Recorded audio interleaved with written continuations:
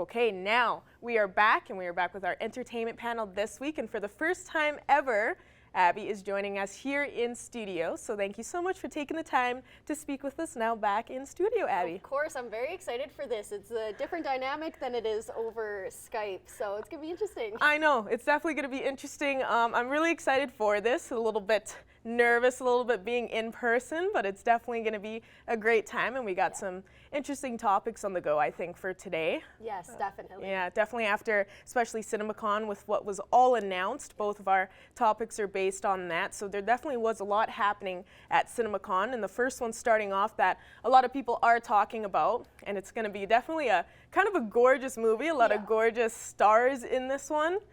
Barbie, and it was announced at CinemaCon that Warner Bros. Announced it and kind of had like a first kind of look at it with Margot Robbie sitting in like the dream car looking all nice and pretty. So that one's going to be interesting to see what that movie's all about. Yes, I'm very intrigued by it. I didn't really know that it was happening until CinemaCon announced it. They announced a bunch of other stuff that I'm super excited for as well. But yeah, they released some photos of Margot Robbie looking absolutely fabulous. Yeah. She looks like Barbie, and I think she's the perfect casting for the role. You saw the photo and you're instantly like, yeah, that's Barbie. And yes, she's in the dream car. It's all decked out in pink. It's the perfect Barbie car. I think this movie is going to be very interesting. We don't have many details. We have some cast. The cast is also very interesting. Ryan Gosling, I think, obviously would be playing Ken. I think he's the perfect choice. The perfect Ken, for sure. Perfect. I get like those Notebook vibes off. So I think that's a perfect casting. Will Ferrell's going to be in it, which is very interesting. America Ferrera. Simu Liu is going to be in it. Kate McKinnon. So you got a very well-rounded cast, which I'm excited about. And most importantly, Greta Gerwig is directing and co-writing, and she's fantastic. So you really don't know what's going to happen. You know, she's an Oscar nominated director for her movie Lady Bird and Little Women, so she has that to back her up.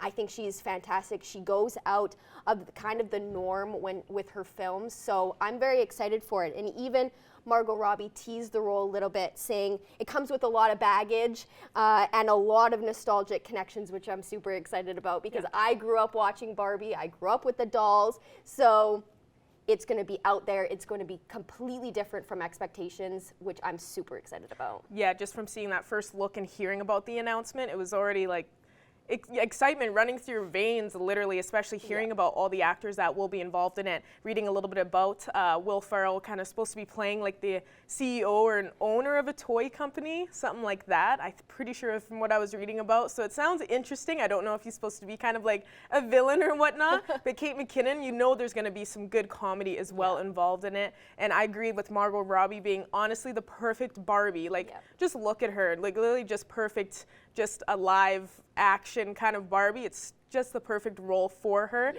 I think it's going to be exciting to see just like that comedy aspect. It made me think about Toy Story 3 a little bit with Barbie and Ken involved in that, with like the house and everything involved. So I was just like, I think it's going to be hilarious. And I think all the, like you said, the Barbie fans in the past playing with Barbies, you know, you got your brats and all that too. But just having a lot of those Barbie movies and everything you watched, it's going to be really cool to be able to have that now like live action.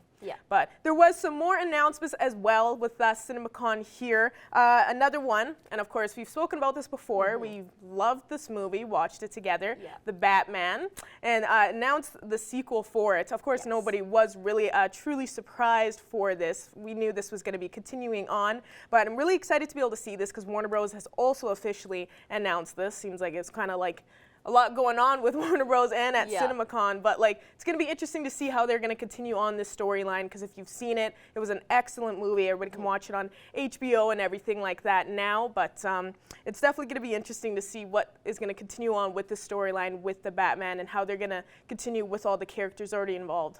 Yeah, for sure. I mean, like you said, it wasn't a surprise.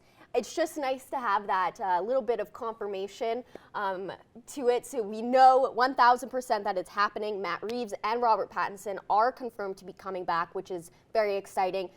People were, you know, unsure about Robert Pattinson, but I think he really proved himself with this film, and, you know, Matt Reeves is just a genius. So perfect duo, and I'm glad that they're coming back, and hopefully we're going to see the rest of the cast as well coming back. And, you know, it kind of almost seemed like it was going to set up for an origin story on the different villains that were in it. You know, the Penguin, Colin Farrell's Penguin is getting its spin-off series, and they're going to have another series centered around Arkham, so that's very exciting news.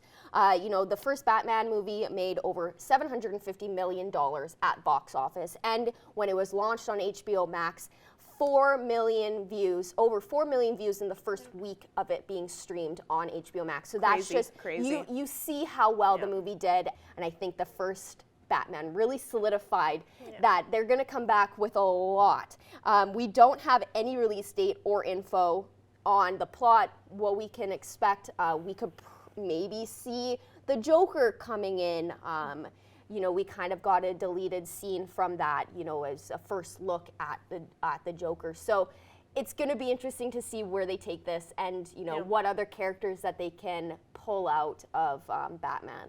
So I wonder if they're going to make it kind of turn into a classic Batman, where he kind of turns into like the playboy, you know, given out to the public, running his own show in a way. He can now kind of transition into, you know, Bruce Wayne. Exactly. Transition to Bruce Wayne, because literally it's like he wasn't really taking charge of that name. He was more like, oh, I'm all about the Batman. That's all I'm doing. So yeah, now we'll probably get to see some Bruce Wayne. I'm sure we're all going to be excited to see that. Yes, because it's going to be a good looking movie, I would say. Yes, I agree.